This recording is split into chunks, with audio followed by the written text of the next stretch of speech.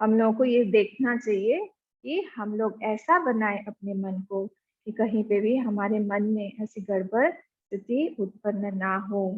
तो नान्य स्पृहा रघुपते स्मृति, मेरे हृदय में कोई भी स्पृहा नहीं है, मेरे हृदय में ऐसी कोई भी इच्छा नहीं है, बोल रहे हैं भगवान से। इच्छा होना क्या गड़बड़ है? देखिए ये सुंदरकांड ऐसी ऐसी चीज ऐसी ऐसा है, कांड है ये, कि यहाँ पे हमारी बहुत सारी इच्छाएं जो है पूरी होती हैं जब हम इसका पाठ करते हैं सकाम होके। तो हमारी, क्योंकि इसके देवता हनुमान जी हैं, तो एक बार हनुमान जी से पूछा गया कि आपको कैसा पसंद है, आपको निष्काम होना पसंद है कि आपको सकाम होना पसंद है, आप बताइए। तो उन्होंने बहुत सुंदर एक जवाब दिया। उन्होंने कहा कि देखिए, आप जब भगवान के पास जाते हैं तो मुझे पसंद नहीं है कि भगवान के पास जाके कोई चीज बार बार मांगी जाए। बोले अच्छा, मतलब आप चाहते हैं कि हम लोग निष्काम होके रहे, हम लोग कुछ भगवान से मांगे ही नहीं? बोले नहीं, मैंने ऐसा नहीं बोला कि आपको निष्काम होके रहना चाहिए, आपको कोई इच्छा नहीं रखनी चाहिए। पर क्या है, आप जो है मुझसे आके मांगिए, जो भी आपकी इच्छा है आप मुझसे आके मांगिए, क्योंकि मैंने व्रत ही लेके रखा है जीवन में कि मैं राम भक्त जो भी हैं, प्रभु के जो भी भक्त हैं, उनकी सारी इच्छा को पूर्ण करूंगा। तो मेरे जीवन का एक ही मात्र उद्देश्य है। क्या है उद्देश्य? यही कि मैं सारे भक्तों को भगवान से जोड़ता जाऊं, सारे भक्तों की इच्छा पूरी करते जाऊं। तो मुझे अच्छा नहीं लगता कि वो लोग जाएंगे भगवान के पास में और इच्छा पूरी वहां पे जाके बोलेंगे। मैं चाहता हूँ उनकी कोई सेवा करूं। तो वो लोग जब आके मुझे मांगते हैं, मुझसे मांगते हैं, तो मुझे अच्छा लगता है। तो इसीलिए वो कहते हैं कि आप मुझसे आके मांगो। तो यहाँ पे यही बोला जाए, नान्य स्पृहा रघुपते हृदय स्मदीये, मेरे हृदय में और कोई इच्छा नहीं है प्रभु। कौन बोल रहा है? तुलसीदास जी। मतलब मेरे मन में और कोई भी इच्छा नहीं है, एक ही इच्छा है केवल। एक ही क्या केवल इच्छा है कि आप मेरे हो, मैं आपका हूँ, पूरी तरह से मैं आपका बन के रहना चाहता हूँ। हमें देखना चाहिए हम कौन सी लिस्ट में है भगवान की। जिनको भगवान प्रेम करते हैं उस वाली लिस्ट में है, या जिनको हम प्रेम, जिन भगवान भक्त जिसको प्रेम करता है, भगवान भक्त जो भगवान को प्रेम करता है उस वाली लिस्ट में है भक्तों की, या फिर भगवान जिनको प्रेम करते हैं उस वाली लिस्ट में है? पता है ना, ये वाली दोनों स्टोरी अलग अलग जो है। हम्म? तो हनुमान जी के साथ में ही हुआ था। एक बार नारद जी वहां से जा रहे थे, तो नारद जी से पूछा, किसी नारद जी से हनुमान जी ने पूछा कि आप कहाँ से जा रहे हैं, कहाँ आ रहे हैं? मैं वैकुंठ से प्रभु के दर्शन करके आ रहा हूँ। मैं अच्छा, कैसे हैं वो प्रभु? मैं बहुत अच्छे हैं। मैं मुझे याद करते हैं? तो मैं बिल्कुल याद करते होंगे, मैंने पूछा नहीं कभी उनसे। नहीं, देखिए आप, उनके पास में एक लिस्ट है भक्तों की, तो आप देखिएगा तो उसमें जाके मेरा नाम है कि नहीं, एक सूची है उनके पास। तो नारद मुनि गए, नारद मुनि ने भगवान से वो सूची मांगी कि प्रभु आप वो भक्तों की सूची दीजिए, तो मुझे देखना है। भगवान ने वो सूची दी। भगवान ने, नारद जी ने देखा उस सूची में हनुमान जी का नाम ही नहीं है। उनको बड़ा आश्चर्य हुआ कि ऐसे कैसे हो सकता है कि उसमें इनका नाम ना हो, ऐसा तो पॉसिबल नहीं है। इतने बड़े भक्त हैं और स्वयं राम जी जो है हमेशा उनकी प्रशंसा करते रहते हैं, तो ऐसे कैसे हो गया कि उसमें उनका नाम नहीं है? फिर क्या हुआ, वो आए और प्रभु हनुमान जी को बताया, इससे तो उसमें तो तुम्हारा नाम है नहीं। और हनुमान जी खूब दुखी हो गए, रोने लगे और खूब भगवान को याद करने लगे। उधर राम नारायण भगवान को भी समझ में आ गया कि तो उनका बहुत दुख है, दुखी हो गए हैं। तो उन्होंने नारद जी को बुलाया, नारद जी को बुला के बोला, तुमने मुझसे क्या मांगा था? मैंने कहा मैंने भक्तों की सूची मांगी थी। मैं, हाँ तुमने भक्तों की सूची मांगी थी, एक और सूची है मेरे पास में। और उन्होंने पीछे से निकाल के सूची, ताकि ये वाली कैसी सूची है? कहा इसमें वो सूची है जिनको मैं प्रेम करता हूँ, एक वो थी जिसको भक्त मुझे प्रेम करते हैं। तो ये वाली लिस्ट जो है, इसमें तो तुम देखो। और उसमें पहला ही सर्वप्रथम नाम श्री हनुमान का था। ऐसी लिस्ट थी जो छुपा के रखी थी भगवान ने, जिसमें भगवान जो है भक्त को प्रेम करते हैं। हमारा लेवल धीरे धीरे धीरे धीरे हर जगह पे जहाँ पे भी हम बढ़ना चाहिए, हम चाहे जॉब में हो, चाहे हम किसी रिलेशन में हो, चाहे हम फैमिली में हो, चाहे हम फ्रेंड्स के साथ में हो, चाहे हम पब्लिक में हो, चाहे हम किसी एसोसिएशन से जुड़े हुए हों, हर जगह पे जहाँ पे भी है हमारा प्रमोशन होना चाहिए, डिमोशन नहीं। प्रमोशन यहाँ पे भक्ति में प्रमोशन क्या है? भक्ति में प्रमोशन यही है कि हम पहली वाली सूची से दूसरी वाली सूची में आए, हमारा नाम वहाँ पे हो जहाँ पे भगवान हमको याद करते हैं। हम तो भगवान को याद करते ही रहते हैं, पर एक ऐसी भी सूची में हमारा नाम जाना चाहिए यहाँ पे भगवान हमारे बिना, हमको याद किए बिना एक दिन भी नहीं रह सकते। और उसके लिए यहाँ पे ये बोला जा रहा है स्नान्य स्पृहा, भगवान मुझे आपके अलावा कोई स्पृहा है ही नहीं, कोई स्पृहा नहीं है। हृदय स्मृति सत्यम वदामि च भगवान अखिल अंतरात्मा, आप तो अखिल अंतरात्मा है, आप सब लोगों के सब भूतों के हृदय में आपका वास है।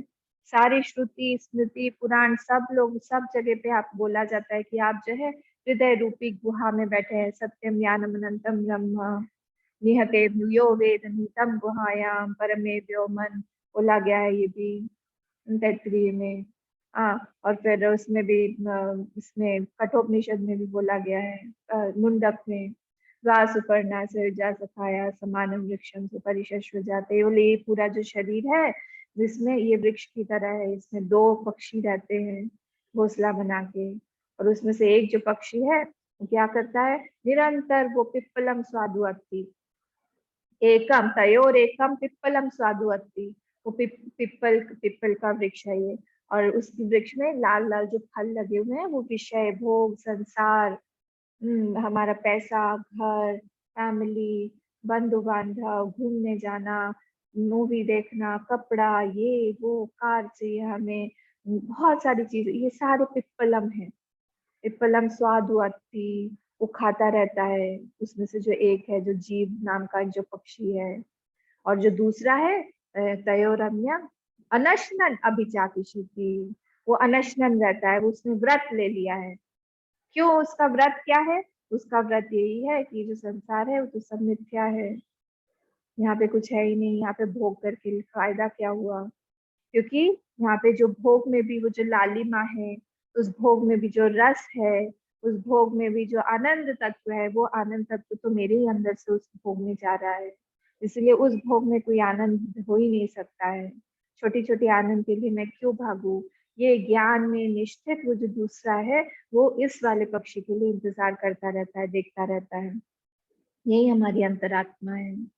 वो अंतरात्मा रूप से कह रहे हैं तुलसीदास जी की आप तो नित्य विराजित है मेरे हृदय में, इसलिए मैं आपसे सत्यम वदामि, मैं आपसे झूठ नहीं बोल रहा हूँ प्रभु, मैं आपसे सच बोल रहा हूँ, आप मुझे जानते हैं, आपसे पढ़कर और मुझे कौन जानेगा। इसलिए आप जो है मेरी इच्छा को पूरी करिए। क्या इच्छा है मेरी? मेरी इच्छा यही है कि काम आदि दोष रहितम कुरु मानसम च, मेरी इच्छा है कि आप मुझे भक्ति दीजिए जिससे कि मेरे सारे जो भी काम आदि दोष है, मेरा जो मन है वो सुंदर बन जाए। मन जो है वो दर्पण है, मन में जैसे भी हमारी जो भी वासना होगी वो वासना ही रिफ्लेक्ट होता है, उसी मन से ही हम लोग हमारे भगवान को प्राप्त कर सकते हैं, उसी मन से हम प्रेम कर सकते हैं, उसी मन से हम लोग जो है समर्पण की भावना ला सकते हैं, गुरु की सेवा कर सकते हैं, सब उसी मन से कर सकते हैं। पर जब ये मन गंदा हो जाता है, क्रोधी कामी बन जाता है, संसार में चला जाता है, कभी दुखी दुखी हो जाता है, उसको लगता है दुखी मेरा सत्य है, मैं सब कुछ यहाँ पे सब ऐसा ही है, मन जैसा होगा वैसे ही संसार दिखता है हमें। इसीलिए मन जैसा है, मन ही हमारा संसार है। हमारे गुरुदेव कहते थे if you want to see maya at work see your mind, यही हमारा संसार है, मन ही हमारा संसार है। इसलिए मन को साफ करने के लिए, मन को सुंदर बनाने के लिए ही यहाँ पे प्रार्थना की जा रही है कि आप मेरे मन को सुंदर बनाइए, कि मन ही मेरा संसार बनाएगा। कल देखा था ना हम लोगों ने, मन से हम लोग मानसिक पूजा कर सकते हैं, मन से हम लोग बहुत अच्छी अच्छी चीजें कर सकते हैं, पर हम लोग कहाँ, हम लोग संसार को अपने मन में घेर के बैठे हुए हैं, संसार को ही मन में लाद के बैठे हुए हैं। वो मिथ्या संसार जहाँ जहाँ पे नित्य आग लगी हुई है, वो मिथ्या संसार जहाँ पे दुख ही दुख है, और वहां पे जाके मिथ्या संबंधों को हम लोग सत्य संबंध मान के, हमारे जो सत्य संबंध है जिससे, उसको हम भूल जाते हैं, उसको हम छोड़ देते हैं। और वो बैठा हुआ है बिना भोग के, वो बैठा हुआ है, इंतजार कर रहा है हमारा, तुम आओगे, मेरे साथ रहोगे। ठीक है, आज का दिन भी चला गया, ठीक है ये 1 घंटा भी चला गया, फिर भी तुम नहीं आए। फिर भी वो जो आशा नहीं छोड़ते हैं, बहुत आशावादी है वो, ये आएगा, ये आएगा, आएगा, आएगा, छोड़ेगा नहीं। और हम संसार रूपी पूरे जंगल को हमारे मन के अंदर बिठा के हम लोग उसी में रमण करते रहते हैं। इसलिए मानसिक मन जो है हमारा सुंदर होगा, फिर मन जो है उसी से हम भगवान का चिंतन कर सकते हैं, सुंदर सुंदर मन में हम भगवान का भोग लगा सकते हैं, हम भगवान को खिला पिला सकते हैं। एक बार एक भक्त जो है वो भगवान को रोज अच्छा अच्छा खाना खिलाता था, भोग लगाता था मन में। तो एक दिन उसने क्या किया, हलवा बनाया मन में। उसको हलवा बनाना आता था, उसने सूजी का हलवा बनाया। पहले गैस मन में ही सब, गैस ऑन किया, कढ़ाई चढ़ाई, उस पे सूजी को थोड़ा सा फ्राई किया, घी डाल के अच्छे से भुना उसको। उसके बाद में उसमें उसमें उसको शक्कर डालना था, चीनी। अब उसने मन में सोचा कि मैं सारा का सारा रोज बनाता था वो, कुछ ना कुछ बना के देता था, पर भगवान, और कई सालों से करता था, और भगवान के उसके दर्शन नहीं हुए थे अभी तक, स्वप्न में भी नहीं हुए थे, बाहर तो छोड़ दो। पर वो फिर भी उससे पकड़ के रखी थी एक साधना। एक साधना हमें पकड़ के रखनी चाहिए, कहीं ना कहीं से वही कभी ना कभी हमें उबारेगा। तो जिस दिन वो बना रहा था वो शक्कर डालने ही लगा, तभी उसने सोचा कि तो कमी है और मुझे शाम की चाय पीनी है। तो उसने क्या किया, थोड़ा सा रख लिया, और रख के 2 चम्मच अपने लिए रख के बाकी का डाल दिया। वैसे शक्कर बचा लिया कि शाम को चाय में काम आ जाएगी, रख लिया। और बना रहा था वो, और फिर दूध डाला उसने, दूध डाल के जैसे कर रहा था उसमें जोर से उसको गाल पर किसी ने तमाचा मारा। और उसने आंखें खोली, इतनी जोर से मारा। तो उसने आंखें खोल के देखा कि सामने प्रभु खड़े हुए हैं, बिल्कुल गुस्से में उसकी तरफ देख रहे हैं, ऐसे करके बोले क्या किया तुमने। तो उसने कहा प्रभु, प्रणाम किया, दर्शन हुए, अश्रुपात हो रहा था, चाटे के कारण नहीं, दर्शन के कारण। तो उसने प्रणाम किया भगवान को, कहा कि आपके दर्शन हो गए।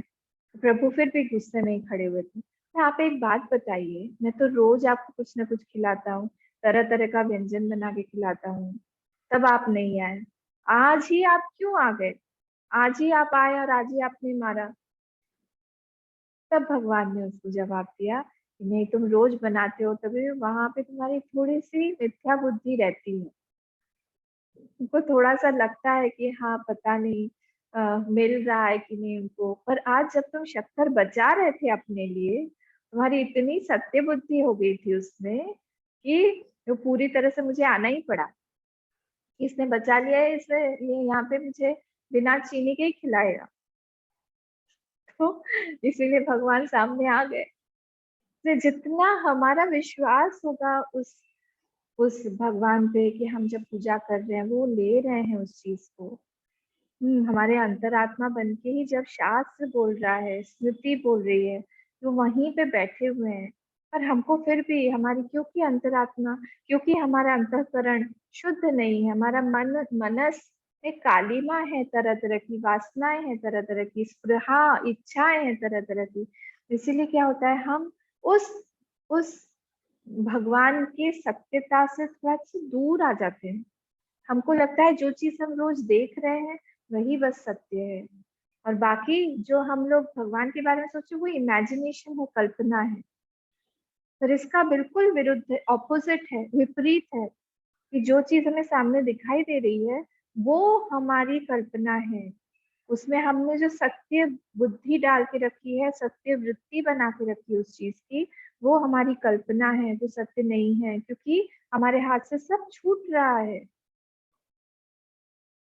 हमारे स्वामी जी बोलते हैं ऐसा कि something is has passed away and others are passing away. मतलब वो कंटिन्यूएशन में जो एक हम बोलेंगे जो विपरिणामते होता है ना, जैसे अस्ति जायते वर्धते, विपरिणामते अपक्षीयते और विनश्यति, ये षड विकार हैं। तो उसमें से जो विपरिणामते है, अपक्षीयते नहीं, विपरिणामते मतलब जो डाउनफॉल, जो जब शुरू हो जाता है किसी भी चीज में, जो जब डाउनफॉल शुरू हो रहा है वो हर एक चीज में लगा हुआ है। और उसी को उन्होंने कहा कि somethings are passed away already. कोई चीज जो है टूट गया, फूट गया, वो चीज खराब हो गई, वो चीज हमें कभी भी नहीं मिलेगी, हमेशा के लिए वो खराब हो गया, पोस्टीरियर नॉन एग्जिस्टेंस, कभी भी वो नहीं आएगा। क्या बोलेंगे हम, प्रागाभाव की शुरुआत हो गई उसकी, उसको जिसको हम बोलेंगे कि हमेशा खत्म हो गया, मृत्यु बोल देंगे हम, नाश बोल देंगे हम उस चीज का। तो कोई चीज जो है it has passed away and other things are passing away उसमें, क्योंकि वो विपरिणामते अपक्षीयते लगा हुआ है उसका कंटिन्यूअसली। जो चीज है नहीं उसको हमने एक स्टैंप लगा दिया है कि वो रियल है, क्योंकि उस चीज को हमने रियल बना दिया है, इसीलिए उससे जनित जो सुख या फिर जो दुख आता है उसको भी हमने रियल स्टैम्प बना दिया है कि ये भी रियल है। और फिर नेचुरली हमको जब दुख होता है, सुख भी दुख का ही दूसरा नाम है। क्यों? क्योंकि जब सुख चला जाएगा तब हमको दुख ही देके जाएगा। तो हम कैसे बोले कि सुख जो है वो परमानेंट सुख है? दुख तो होगा ही हमें, सुख चला जाएगा तब, और कोई भी चीज यहाँ परमानेंट तो है नहीं।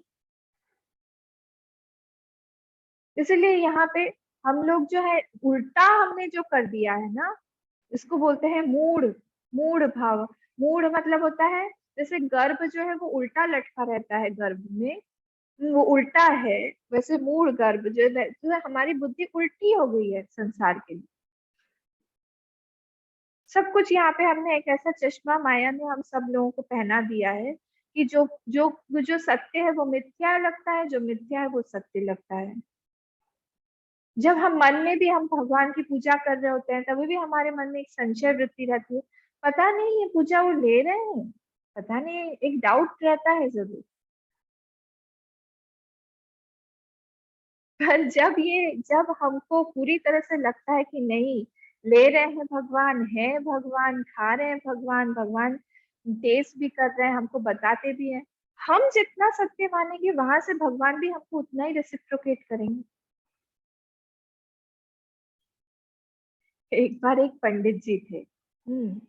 वो पंडित जी पूजा करते थे। अब वो अ, वो उनके वो शिव जी को वो पसंद नहीं करते थे, शिव जी को वो पसंद नहीं करते थे। और वो थे शायद राम भक्त या कृष्ण भक्त में से कोई एक थे, नारायण भक्त। और इनको मिल गया एक मंदिर ऐसा जहाँ पे शिव जी की भी मूर्ति थी, और जहाँ पे होते हैं ना कई ऐसे मंदिर होते हैं जहाँ पे सबकी मूर्तियां लगी, तो जहाँ पे शिव जी की भी मूर्ति भी थी और लिंग भी था, और उसके पास में ही ये राम जी की मूर्ति थी। तो ये राम भक्त थे, हम पूजा करते थे इनको।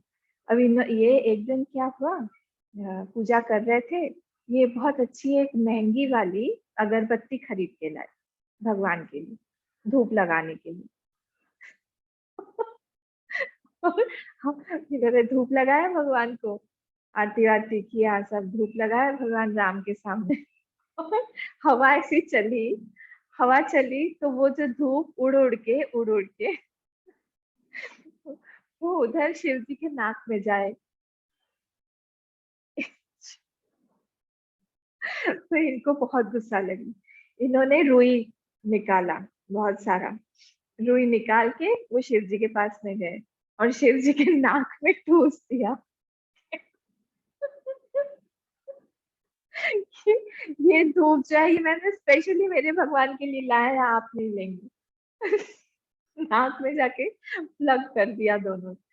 इधर से शिव जी और राम जी दोनों प्रकट हो गए, इतने खुश हो गए उनके भाव पे। आशीर्वाद दिया उनको, हंसने लगे क्योंकि वहां पे इतनी सत्य बुद्धि थी उनकी।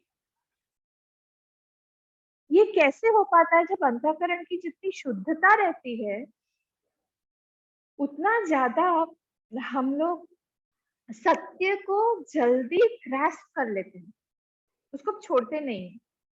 अशुद्धता क्या है? अशुद्धता हमेशा एक संशय को लेके आएगी, डाउट को लेके आएगी। क्यों? क्योंकि हमारी वासनाएं हैं ऐसी, हमको लगता है कि हाँ ऐसा भी है, ऐसा भी हो सकता है। हमेशा एक डाउट का एक फुट, संशय का एक फुट लगा रहता है, संपुट लगा रहता है पीछे पीछे।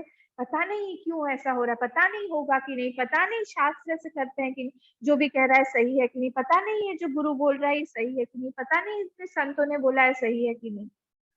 उतना विश्वास नहीं, बोले ठीक है तुम करके देखो, हम देखेंगे बाद में। जब तक ये अंतःकरण की शुद्धि हमारी होगी नहीं, तब तक इन सारी चीजों में, शास्त्र में न हमारा विश्वास होगा पूरा, न हम पूजा करते विश्वास होगा। ये विश्वास तभी आता है, भक्ति, विश्वास, समर्पण, ये सब एक ही के नाम है। जब ये आएगा तब प्रेम, सब अनन्यता, सब एक दूसरे के नाम। अगर एक कोई चीज आ गई तो उसका मतलब है दूसरे भी हैं वहीं पे। और ये तभी आते हैं जब पात्र हमारा जो बना हुआ है, अंतःकरण जो हमारा पात्र है, उसमें पकड़ के रखने की शक्ति हो। हमारे अंदर में उसको पकड़ के रखने की शक्ति नहीं है, क्योंकि हमने इसको इतना मैला बना दिया है। जैसे ही हम उसमें ज्ञान डालते हैं, वो ज्ञान जो है वो मैला हो जाता है, गंदा हो जाता है, वो चला जाता है, वो रहेगा ही नहीं। और इसीलिए जहां पे भी देखा जाए, स्टार्टिंग में, शुरुआत में प्रार्थना यही की जाती है कि प्रभु आप हमारे मन को ऐसा बनाइए कि हम उसको पकड़ के रख सकें, उस भक्ति को हम पा सकें, हम अपने आप को छोड़ सकें। हमारे इंसिस्टेंसेस इतने होते हैं, हम कभी कभी हमारे इंसिस्टेंस से ही परेशान हो जाते हैं कि हमेशा बोलता रहता है ऐसे ही करो, ऐसे ही रहो, ये मत करो, ये सोचो, मुझे ये पसंद है, मुझे ये पसंद नहीं है, ये व्यक्ति मेरे साथ नहीं रहना चाहिए, ये व्यक्ति ही मेरे साथ रहना चाहिए। ये सब दोष है मन के। और इसी चीज को यहाँ पे तुलसीदास जी बोल रहे हैं कि मेरे मन के आप जितने भी दोष हैं उसको हटाइए। कई बार ऐसा होता है कि हमें हमारे मन में कोई दोष है ये समझ में भी नहीं आता, परिस्थिति जब तक ना बताए। ये भी भगवत कृपा से ही होता है कि कोई परिस्थिति ऐसे बनती है हमारे जीवन में जब हमें पता चलता है ओ मेरे मन में ऐसी वृत्ति थी, मैं ऐसा भी सोच सकती थी, अच्छा मुझे तो लगा कि मेरा मन एकदम इतना शुद्ध अति शुद्ध है कि कुछ गड़बड़ हो ही नहीं सकता है इसमें।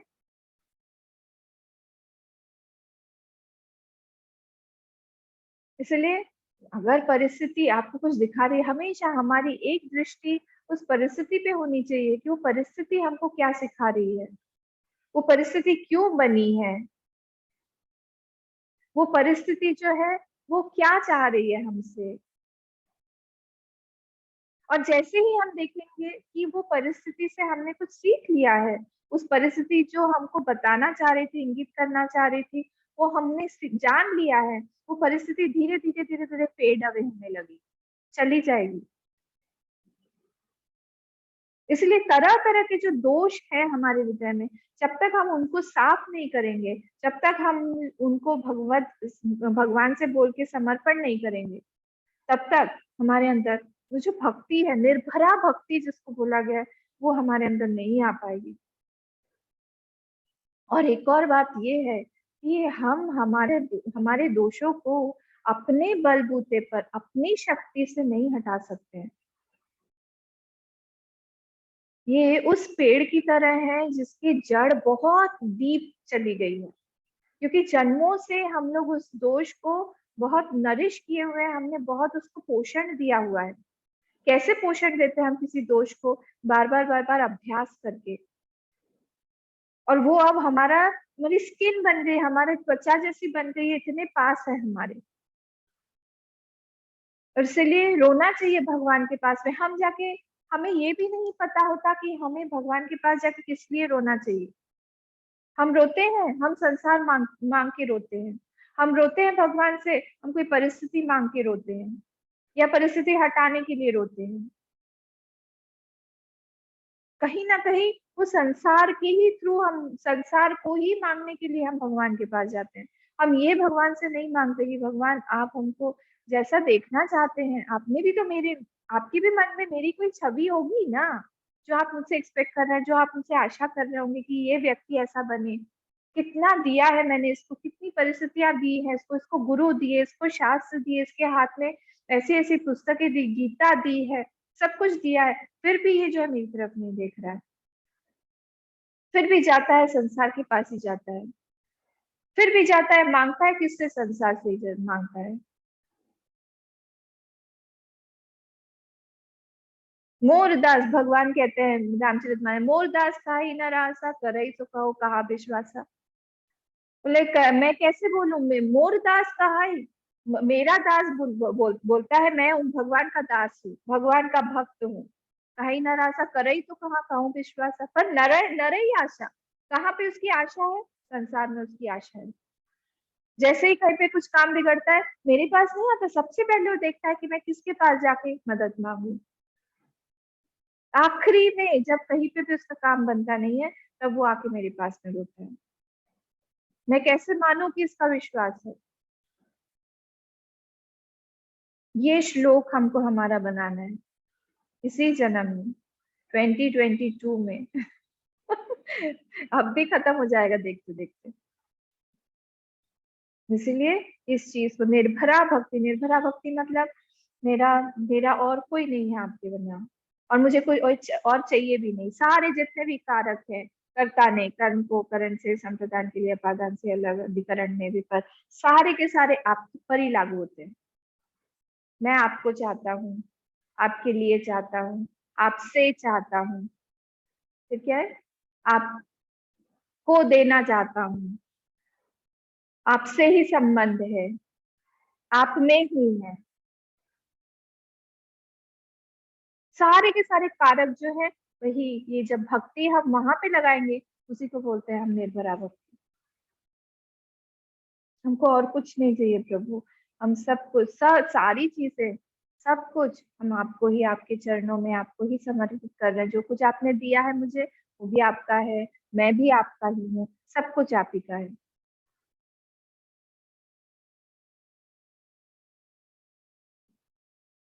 जब इस तरह से बोलते हैं, तब भगवान जाके प्रसन्न होते हैं। भगवान देखते हैं कि इसको क्या देने से इसका जीवन थोड़ा सुखमय होगा, इसको क्या देने से इसमें शांति रहेगी।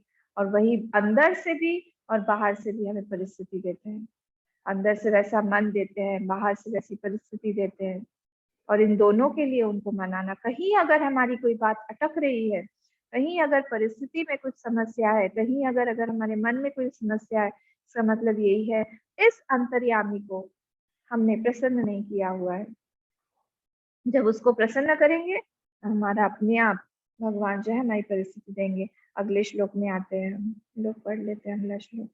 अतुलित बल धामम हेम शैलापदेहम धनुजवन कृशानुम ज्ञानिनाम अग्रगण्यम सकल गुण निधानम वानराणाम अधीशम रघुपति प्रिय भक्तम वात जातम नमामि। अतुलित बल धामम, उनका कैसा बल है, अतुलित बल है। अतुलित बल धामम, हेम शैलाभ देहम, कैसा उनका देह कैसा है, मतलब हेम की शैल की तरह, मतलब स्वर्ण की पर्वत की तरह उनका देह है। बहुत बड़े से हैं भगवान, बड़े भी बन सकते हैं, छोटे भी बन सकते हैं, कैसा भी रूप भगवान ले सकते हैं। स्वर्ण की आभा है, कांति है, तेज है उनके देह में। धनुज वन कृशानुम, धनुज वन कृशानुम मतलब जो दानों के वन रूप, वन के लिए कृषाणु मतलब होता है अग्नि रूप है, सबको खत्म कर दिया, भस्मीभूत कर दिया। और ज्ञानी नाम अग्रगण्यम, ज्ञानियों के भी ज्ञानी है वो, श्रेष्ठ है सब ज्ञानियों में, सारा का सारा ज्ञान उनके पास में है। सकल गुण निधानम, सारे के सारे गुण, ये तो सीता मैया ने उनको आशीर्वाद दिया था, सकल गुण निधानम वानराणाम अधीशम, और वो वानरों के भी अधीश है, वानरों के भी पति है। रघुपति प्रिय भक्तम, ये भी आशीर्वाद सीता माँ ने उनको दिया था, रघुपति प्रिय भक्तम। और हमने देखा ये दोनों लिस्ट में से उनका नाम जो है वो दूसरी वाली लिस्ट में था, जो लिस्ट में, जिस लिस्ट में भगवान ने, भगवान जिसको प्रेम करते हैं उनके, उनका नाम लिख के रखा था, भक्तों वाला नहीं। रघुपति प्रिय भक्तम वात जातम नमामि, वात जातम मतलब पवन पुत्र, उनको मैं नमामि, अहम नमामि, मैं प्रणाम करता हूँ उनको। कितना सुंदर है। तो इसको अब धनु, अतुलित बलधाम, बहुत बल, जो भी बल अगर कहीं पे भी दिखता है हमें, वो क्या है, वो भगवान की ही विभूति है। शारीरिक बल हो, मानसिक बल हो, फिर पारिवारिक बल हो, या फिर हमारा शिक्षा का बल हो, जो कोई बल हमको दिखाई दे रहा है, वो सारे बल कहाँ से आए हुए, स्रोत क्या है, भगवान ही है। और इसलिए वो जो स्रोत है वो तो अनंत होगा, इसलिए अतुलित बल धाम है, बल का धाम है वो। अतुलित बल धामम हेम शैलाभ देहम, स्वर्ण की आभा, स्वर्ण का की जो कांति है, वो जो कांति है चमक रही है, वो जो तेज हमें सुंदरता को दिखाने के लिए ये बोला जाता है। तो इतने सुंदर है भगवान, बहुत सुंदर है। हेम शैलाभ देहम, उनका जो, उनकी कांति कैसी है, स्वर्ण की तरह। धनुज वन कृशानु, देखिए हमारे मन में भी तरह तरह के दानव बैठे हुए हैं, हमारे मन में भी तरह तरह के राक्षस बैठे हुए हैं, और उन्होंने उनका जो, उनको नष्ट करने के लिए, उनको, उनके विनाश के लिए हमको इन्हीं को पकड़ना होगा। रावण बाहर नहीं है, कुंभकर्ण बाहर नहीं है, हमारे अंदर भी है। इंद्रजीत बाहर नहीं है, हमारे अंदर भी है। काम रूप है इंद्रजीत, अहंकार रूप है, अहंकार रूप है कुंभकर्ण, और मोह रूप है रावण, मोह दश मौली। ये सारे के सारे हमारे अंदर बैठे हुए हैं।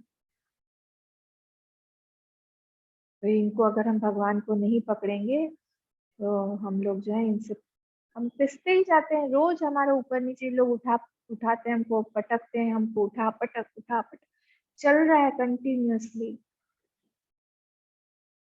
इसलिए बहुत भगवान को पकड़ के उनको बोलना चाहिए कि आप हमें बचाते रहिए, आप नहीं बचाएंगे हमें संसार जो है वो रौंद डालेगा।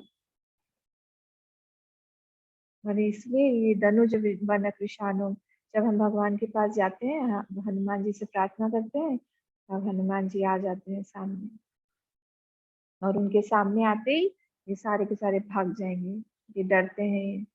ज्ञानी नाम अग्रगण्यम, ज्ञानी, कोई ज्ञान भी चाहिए, कल भी हम लोगों ने देखा था कि ज्ञान का जो स्रोत है वो भगवान ही हो सकते हैं। कोई भी ज्ञान जो है वो मनुष्यकृत नहीं हो सकता, उसका स्रोत अल्टीमेटली वो भगवान ही होंगे। यहाँ पे भी ज्ञानी नाम अग्रगण्यम, सारे ज्ञानों के में, ज्ञानियों में जो श्रेष्ठ है। जब वो भगवान, जब हनुमान जी सीता मैया से मिले थे, और तब उन्होंने जब अपना परिचय दिया था, फिर राम कथा सुनाई, तभी भी उन्होंने यही बोला था।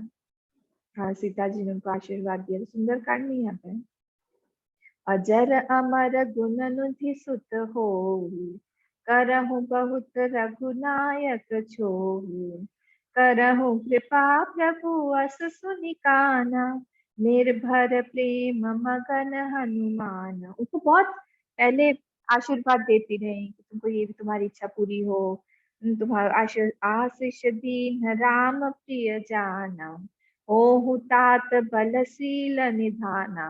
तुम्हारे अंदर बहुत बल हो, तुम्हारे अंदर शील हो, तुम सर्वश्रेष्ठ बनो। ध्यान ही नहीं दे रहे थे, उनका मुंह और सूखता जा रहा था, सूखता जाता, हनुमान जी का ऐसे ऐसे करते जा रहे थे। जैसे ही उन्होंने बोला, क्या बोला, करहु कृपा प्रभु, करहु बहुत रघुनायक छोहु, कि तुमको भगवान राम बहुत प्रेम करें। जैसे ही उन्होंने सुना ये कि भगवान राम मुझसे प्रेम करें, वैसे ही बहुत खुश हो गए, अश्रुपात हो गए, कि भक्ति देवी सीता माँ ने स्वयं ही आशीर्वाद दिया है।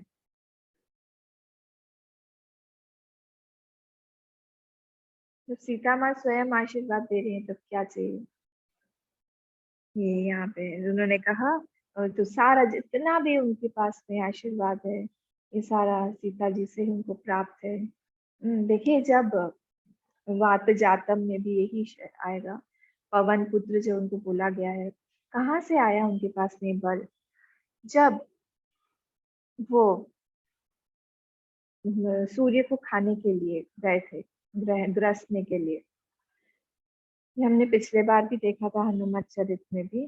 तो ग्रसने के लिए जब जा रहे थे, एक तो ऊर्ध्वमुखी थे, ऊपर ही फल उनको दिखाई दे रहा था, उनको आसपास के पेड़ में इतने सारे फल लगे हुए, वहां पे उनका ध्यान नहीं गया।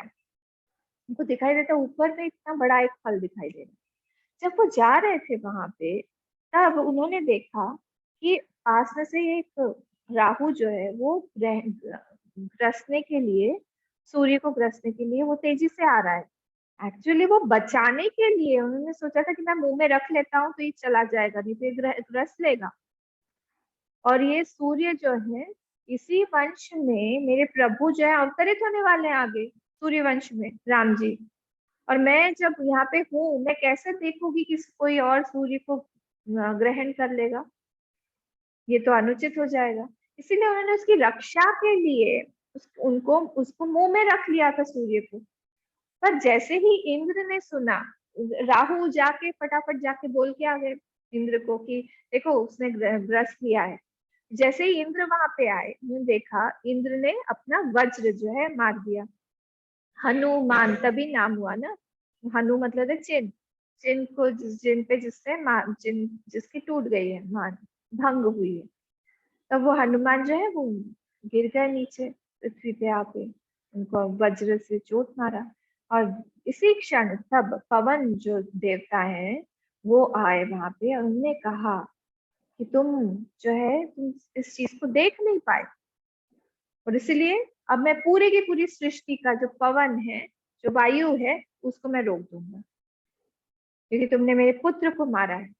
उनको उनको मनाने के लिए फिर सारे देवताओं ने अपनी अपनी शक्तियां जो है उनको दी। अतुलित बल धामम कहाँ से आया, ये सारे के सारे देवी देवता ने उनको उनका अपना अपना अंश दिया, अपना अपना बल दिया, अपनी अपनी शक्ति दी। पर ये वो उनको विस्मृत था, उनका उनको भान नहीं था इस चीज का। ये स्टोरी आती है, इसको हम लोग कल देखेंगे। पर वो जब उनको कोई याद दिलाएगा, तभी उनको याद आएगा, तब तक उनको याद नहीं आएगा। और यही कारण था, उनमें शील बहुत ज्यादा था। बल होने के बावजूद भी वो जानते थे कि मैं एक सेवक बन के मेरे प्रभु के पास में आऊं। मैं कौन हूँ, मैं एक सेवक हूँ। हमेशा वो अपना परिचय जो देते थे, वो अपने बल के बलबूते पर नहीं देते थे, राम जी के बलबूते पर देते थे। मैं कौन हूँ, शाखा मृग के मैं हूँ, शाखा मृग के अति मनुसाई, शाखा ते शाखा पर जाई। मतलब मैं तो एक शाखा मृगी हूँ, बंदर हूँ। बंदर एक वृक्ष वृक्ष से दूसरे वृक्ष पर चढ़ता है, वैसे ही मैं भी जाता हूँ। इसमें क्या बड़ा है। अगर मुझसे कुछ हुआ है, अगर मैंने कोई बड़ा कार्य किया हुआ है, तो उसके पीछे कोई बहुत बड़ा है, और वो मेरे प्रभु राम है। हर जगह राम दूत मैं मातु जानी, हर जगह अपना परिचय वो राम दूत देते थे, राम सेवक देते थे। ये अपना कुछ भी नहीं देते थे, उन्होंने कभी भी ये नहीं बोला कि मैं अतुलित बलधाम, मेरे पास में ज्ञानी नाम अग्रगण्यम हूँ मैं।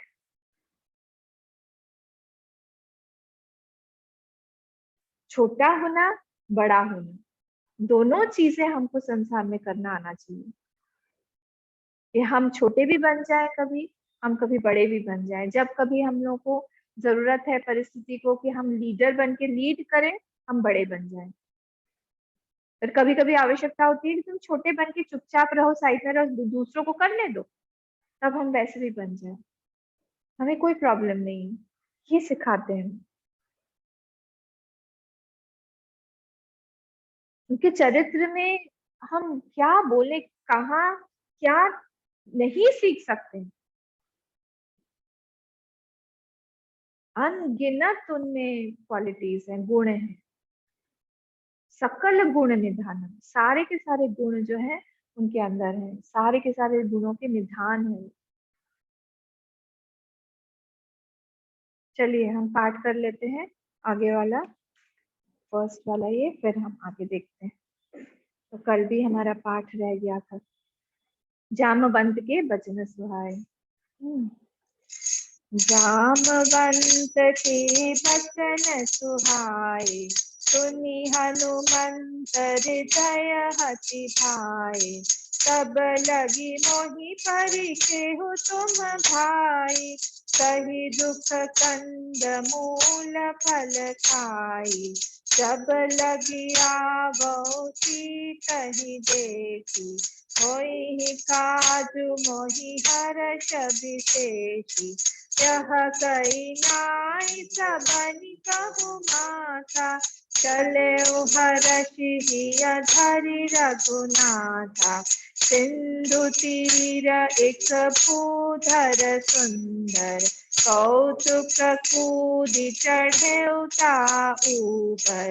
बार बार रघुबीर सवारी, कर के पवन तनय बल भारी। देहि गिरि चरण दे हनुमंता, चले सोगा पाताल तुरंता। सिमि अमोघ रघुपति कर पाना, एहि भांति चले हनुमाना। जल निधि रघुपति दूत बिचारी, तै मैं नाथ होहि समहारी। हनुमान तेहि परसा, कर पुनि कीन्ह प्रणाम। राम काजु कीन्हे बिनु, मोहि कहाँ विश्राम। सियावर रामचंद्र की जय, पवन सुत हनुमान की जय। उमापति महादेव की जय, बोलो भाई सब संतन की जय। अब जामवंत के बचन सुनाए। अब उन्होंने, यहाँ पे शुरू हुआ है हमारा, तो जामवंत जी ने उनको बोला। अब इसको हम थोड़ा सा पहले से रिलेट कर लेते हैं। जब ये लोग समुद्र के किनारे आके खड़े हो गए, किष्किंधा कांड का जो आखिरी वाला है, कि वहां पे आके समुद्र के किनारे तट पर खड़े हुए, सारे के सारे वहां पे स्वयं प्रभा ने उनको दिखा दिया था। ये लोग आके वहां आ गए, अब आगे कोई रास्ता ही नहीं दिखे, और पूरी की पूरी वानर सेना वहां खड़ी हुई है आगे जाने के लिए। अब क्या किया जाए, सब बैठे हुए हैं। कभी कभी हमारे जीवन में ऐसा होता है कि यहाँ पे भी हुआ, गीता में भी जब सामने खड़ी हुई थी सेना, तभी भी अर्जुन को कोई चाहिए था जो रास्ता दिखाए आगे, क्योंकि अर्जुन को भी तब दिखाई नहीं दे रहा था कि क्या उचित है क्या अनुचित है। वैसे यहाँ पर भी सब लोग आके एक जगह पे खड़े हो गए।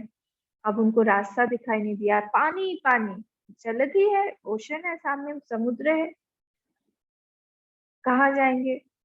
सब दुखी होके बैठे हुए हैं। कोई बोल रहा है कि मैं जा सकता हूँ, अंगद कहे जाऊं मैं पारा, मैं तो पार जा सकता हूँ। पर जिया संशय कछु फिरती बारा, पर मैं वापस आ पाऊंगा कि नहीं, इसमें मुझे संशय है, मैं वापस तो नहीं आ सकता। जामवंत का तुम सब लायक, पढ़ई किमि सब ही कर नायक। बोले तुमको तो सब, तुम सब प्रकार के योग्य हो। जामवंत जी को सबने कहा कि आप तो सब, आप जाइए।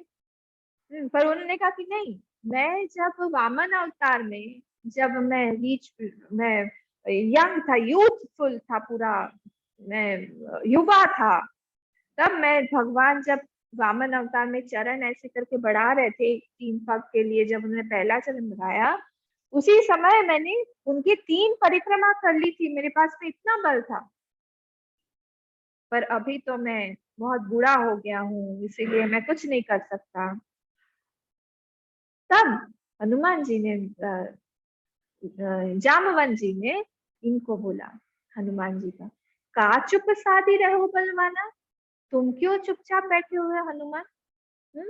पवन तनय बल पवन समाना, तुम्हारे पास में तो इतना पवन की तरह पूरा सारा बल है। अभी हमने बोला अतुलित बल धामम, और क्या सिर्फ बल नहीं है, बुद्धि भी है, विवेक भी है, ज्ञान भी है। तो सारी की सारी चीजें हैं तुम्हारे पास में।